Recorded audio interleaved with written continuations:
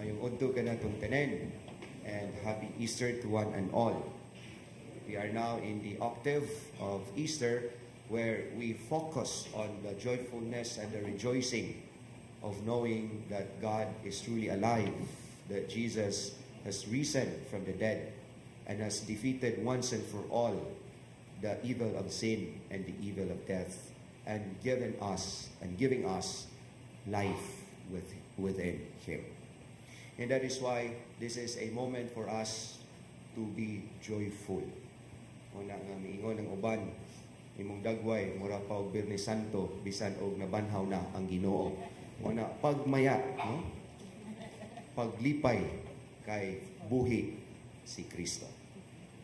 And yet in the gospel today there is this sort of parallelism between those who testify to the truth and joyful in their hearts, and those who spread lies and propagate lies and destroy their very conscience, if not destroy their very self.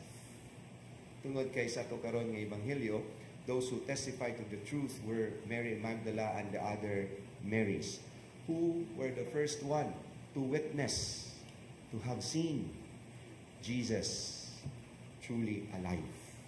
Jesus who rose from the dead. And they bring this joy in their hearts in spreading the good news. They could not contain the joyfulness than to spread it, to let others hear the good news, for them to believe as well as to celebrate and rejoice. And this joyfulness brings real freedom in our lives. If we are heralds of the good news, if we are the heralds of Jesus truly alive, then it liberates us. And not only us, but for all those who hear the good news, and in their hearts they could truly encounter the real freedom in their lives. In contrast to those who propagate lies, even if they witness already that the tomb is empty, even if the soldiers have seen in themselves the angels, and yet they keep the truth.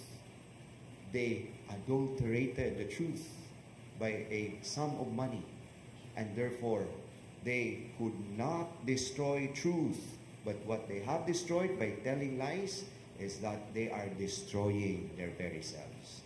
They're destroying their very conscience. It's just like by telling ourselves, I don't believe in God, because there's no relevance in believing God. As long as I experience, then there's no need for us to believe. Just like when I am experiencing the situation which brings me to happiness, then there's no need for me to believe, because I'm already experiencing it. Yes, you can do that. We can do that. But what is the struggle deep within us? What is that destruction that we impart to ourselves by lying to ourselves? That we no longer need of God, but our inner self is crying out that indeed there is God. And there is joyfulness and real freedom in believing on Him rather than of denying Him. And that is exactly the very opposite of those who are witnesses of the truth. They are truly free. Bahalag kanunay binignit ang ilang sudan, pero nagmalipayon sila. Kaysa gatong mga tao nga ilang gibakakan ilang kaugalingon. Bahalag litson sila kanunay, pero gibakakan nila ilang kaugalingon o dili gayon sila magmalipayon. And that is why the Lord calls us to be heralds of good news, to be witnesses of the truth. Because this is not only for us. This is where the birth of faith, this is where the birth of people who has this devotion in God, and this could spread like fire. And the truth would always endure, because the truth will set us free. And therefore, this is the very foundation of our joyfulness today.